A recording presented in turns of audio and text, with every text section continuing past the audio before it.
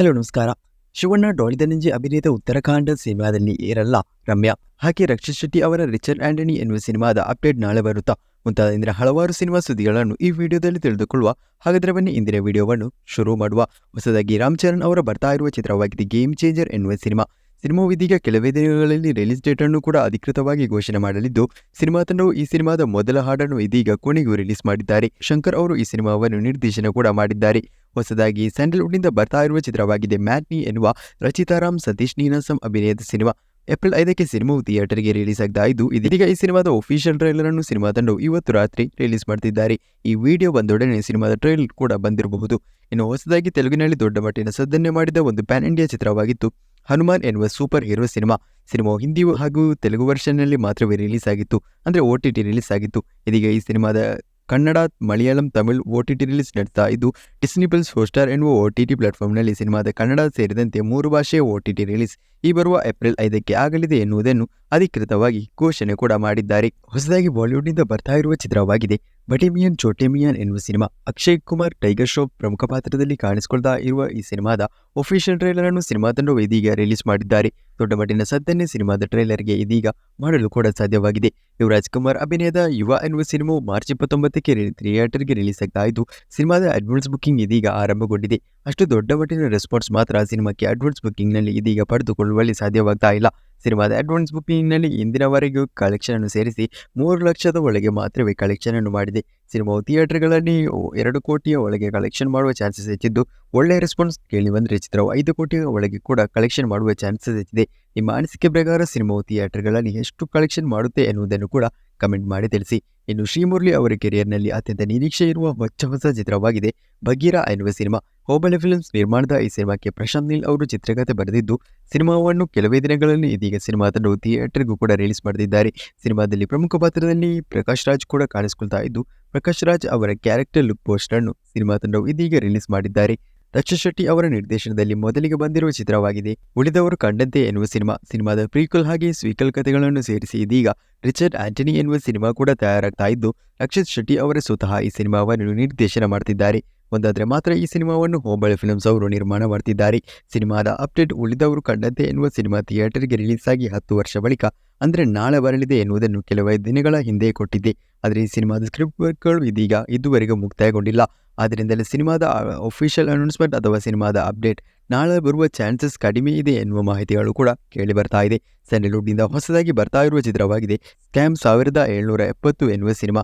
ಈ ಸಿನಿಮಾವನ್ನು ವಿಕಾಸ್ ಪುಷ್ಪಗಿರಿ ಎನ್ನುವರು ನಿರ್ದೇಶನ ಮಾಡಿದ್ದು, ಈ ಸಿನಿಮಾದಲ್ಲಿ ಸರ್ಕಾರಿ ಹಿರಿಯ ಪ್ರಾಥಮಿಕ ಶಾಲೆಯ ಖ್ಯಾತಿಯ ರಂಜನ್ ಪ್ರಮುಖ ಪಾತ್ರದಲ್ಲಿ ನಟಿಸಿದ್ದಾರೆ. ಸಿನಿಮಾದ ಒಫಿಷಿಯಲ್ ಟ್ರೈಲರ್ ಅನ್ನು ಸಿನಿಮಾ ತಂಡವು ಇದೀಗ ರಿಲೀಸ್ ಮಾಡಿದ್ದಾರೆ.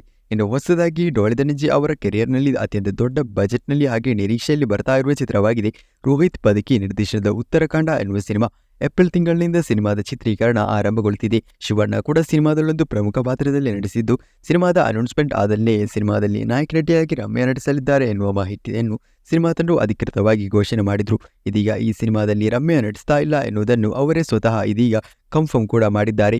ಅದರಿಂದಲೇ ಬಹುಬೇಗನೆ ಸಿನಿಮಾದ ಹೊಸದೊಂದು ಹೀರೋಯಿನ್ ಕೂಡ ಈ ಸಿನಿಮಾಕ್ಕೆ ಜಾಯಿನ್ ಆಗಲಿದ್ದಾರೆ.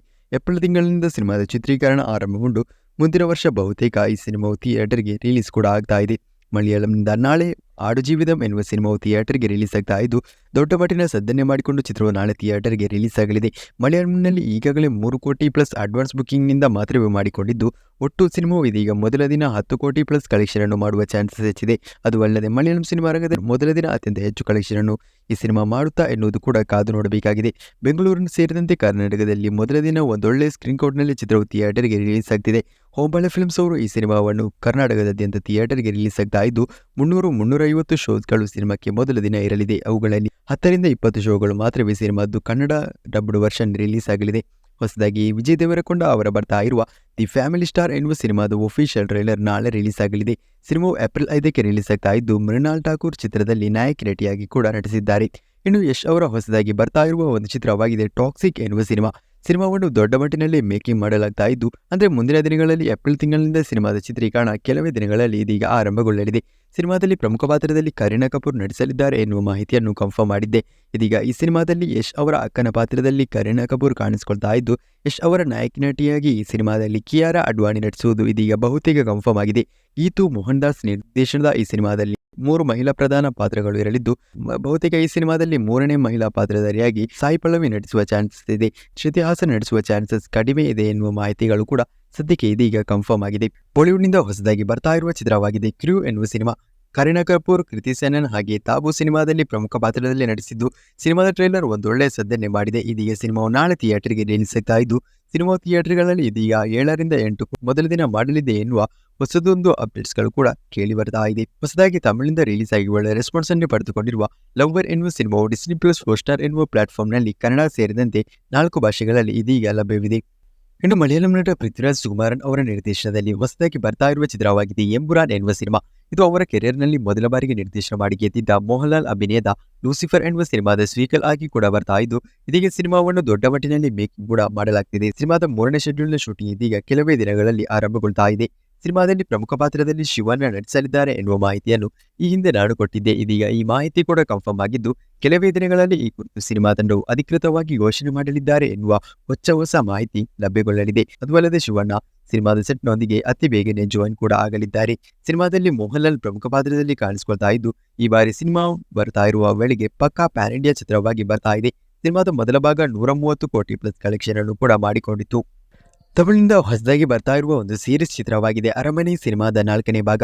ರಾಶಿಖನ್ನಾ ತೆಮ್ಮಣ್ಣ ಸಿನಿಮಾದಲ್ಲಿ ಪ್ರಮುಖ ಪಾತ್ರದಲ್ಲಿ ನಟಿಸ್ತಾ ಇದ್ದು ಇದೀಗ ಈ ಸಿನಿಮಾವನ್ನು ಏಪ್ರಿಲ್ ತಿಂಗಳಿನಲ್ಲಿ ರಿಲೀಸ್ ಮಾಡುವುದಾಗಿ ಸಿನಿಮಾ ತಂಡವು ಕನ್ಫರ್ಮ್ ಮಾಡಿದ್ದಾರೆ. ಸಿನಿಮಾದ 3ನೇ ಭಾಗ ದೊಡ್ಡ ಮಟ್ಟಿನ ಫ್ಲಾಪ್ ಆದರೂ ಕೂಡ ಸಿನಿಮಾ ತಂಡವು ಇದೀಗ ಸಿನಿಮಾಕ್ಕೆ 4ನೇ ಭಾಗವನ್ನು ಕೂಡ ತಯಾರು ಮಾಡಿ ಥಿಯೇಟರ್ಗೆ ರಿಲೀಸ್ ಮಾಡಲು ಪ್ಲಾನ್ ಅನ್ನು ಮಾಡಿಕೊಂಡಿದ್ದಾರೆ. ಮಲಯಾಳಂನ ಹೊಸದಾದ ಇಂಡಸ್ಟ್ರಿ ಹಿಟ್ ಚಿತ್ರವಾಗಿದೆ ಮಂಜುಮಲ್ ಬಾಯ್ಸ್ ಎನ್ನುವ ಸಿನಿಮಾ. ಸಿನಿಮಾವು 200 ಕೋಟಿ ಪ್ಲಸ್ ಕಲೆಕ್ಷನ್ ಅನ್ನು ಮಾಡಿದ್ದು ಕರ್ನಾಟಕದಲ್ಲಿ ಸಿನಿಮಾವು ಬರೋಬ್ಬರಿ 12 ಕೋಟಿ ಪ್ಲಸ್ ಕಲೆಕ್ಷನ್ ಅನ್ನು ಇದೀಗ ಫೈನಲ್ ಬಾಕ್ಸ್ ಆಫೀಸ್ ಕಲೆಕ್ಷನ್ ಆಗಿ ಮಾಡುವ ಹೈ ಚಾನ್ಸ್ ಇದೆ. ಸಿನಿಮಾದಲ್ಲಿ ಪ್ರಮುಖ ಪಾತ್ರದಲ್ಲಿ ಮಲಯಾಳಂ ನಟ ಸೌಬಿನ್ ಶೈರಿ ನಟಿಸಿದ್ದು ಸಿನಿಮಾವು ನೈಜ ಘಟನೆಯನ್ನು ಆಧಾರ ಮಾಡಿಟ್ಟುಕೊಂಡು ತಯಾರಾಗಿ ದೊಡ್ಡ ಮಟ್ಟಿನ ಸದ್ದನ್ನು ಮಾಡ್ತಾ ಇದೆ. ಸಿನಿಮಾದ ತೆಲುಗು ವರ್ಷನ್ ಇದೀಗ ಕೆಲವೇ ದಿನಗಳಲ್ಲಿ ರಿಲೀಸ್ ಆಗ್ತಾ ಇದ್ದು ಇನ್ನೂ ಕೂಡ ಚಿತ್ರವು ಒಂದೊಳ್ಳೆ ಕಲೆಕ್ಷನ್ ಅನ್ನು ಥಿಯೇಟರ್ಗಳಲ್ಲಿ ಮಾಡುವ ಚಾನ್ಸಸ್ ಹೆಚ್ಚಿದೆ. ಸಿನಿಮಾದ ಥಿಯೇಟರ್ ಬಳಿಕದ OTT ರೈಟ್ಸ್ ಅನ್ನು ಡಿಸ್ನಿ ಪ್ಲಸ್ ಹಾಟ್‌ಸ್ಟಾರ್ ಪಡೆದುಕೊಂಡಿದ್ದು ಇದೀಗ ಈ ಬರುವ ಏಪ್ರಿಲ್ 5ಕ್ಕೆ ಈ ಸಿನಿಮಾವು ಡಿಸ್ನಿ ಪ್ಲಸ್ ಹಾಟ್‌ಸ್ಟಾರ್ನಲ್ಲಿ OTT ರಿಲೀಸ್ ನಡೆಸುವ ಸಾಧ್ಯತೆಗಳಿವೆ ಎನ್ನುವ ಮಾಹಿತಿಗಳು ಕೇಳಿ ಬರ್ತಾ ಇದೆ. ಸಿನಿಮಾದ OTT ರಿಲೀಸ್ ನಡೆಸುವಾಗ ಅಂದೇ ಏಪ್ರಿಲ್ 5ಕ್ಕೆ ಸಿನಿಮಾದ ಕನ್ನಡ ವರ್ಷನ್ ಕೂಡ ಲಭ್ಯವಾಗಲಿದೆ. ಕನ್ನಡ ಸಿನಿಮಾದಿಂದ ಹೊಸದಾಗಿ ಬರ್ತಾ ಇರುವ ಒಂದು ಚಿತ್ರವಾಗಿದೆ ಬ್ಯಾಡ್ ಎನ್ನುವ ಸಿನಿಮಾ. PC ಶೇಖರ್ ಸಿನಿಮಾವನ್ನು ನಿರ್ದೇಶನ ಮಾಡಿದ್ದು ಸಿನಿಮಾವು ಇದೀಗ ಕೆಲವೇ ದಿನಗಳಲ್ಲಿ ಥಿಯೇಟರ್ಗೆ ರಿಲೀಸ್ ಆಗಲಿದೆ. ಸಿನಿಮಾದ 2ನೇ ಹಾಡನ್ನು ಕೂಡ ಸಿನಿಮಾ ತಂಡವು ಇದೀಗ ರಿಲೀಸ್ ಮಾಡಿದ್ದಾರೆ. ಅರ್ಜುನ್ ಜನ್ಯ ಅವರು ಸಿನಿಮಾಕ್ಕೆ ಸಂಗೀತ ನಿರ್ದೇಶನವನ್ನು ಕೂಡ ಮಾಡಿದ್ದಾರೆ. ಇವಿಷ್ಟು ಇಂದಿನ ಸಿನಿಮಾ ಸುದ್ದಿಗಳು. ಇಂತಹ ಸುದ್ದಿಗಳಿಗಾಗಿ ನಮ್ಮ ಚಾನೆಲ್ ಅನ್ನು ತಪ್ಪದೇ ಸಬ್ಸ್ಕ್ರೈಬ್ ಮಾಡಿ. ಹಾಗೆ ನಮ್ಮ ವಾಟ್ಸ್ಆಪ್ ಚಾನೆಲ್ಗೆ ಸೇರಲು ಕೆಳಗಿನ ಡಿಸ್ಕ್ರಿಪ್ಷನ್ನಲ್ಲಿರುವ ಲಿಂಕ್ ಅನ್ನು ಪ್ರೆಸ್ ಮಾಡಿ ಜಾಯ್ನ್ ಆಗಿ. ಹಾಗೆ ನಮ್ಮ ಚಾನೆಲ್ ಅನ್ನು ನಿಮ್ಮ ಸ್ನೇಹಿತರಿಗೂ ಕೂಡ ಶೇರ್ ಮಾಡುವ ಮೂಲಕ ಸಪೋರ್ಟ್ ಅನ್ನು ಕೂಡ ಮಾಡಿ.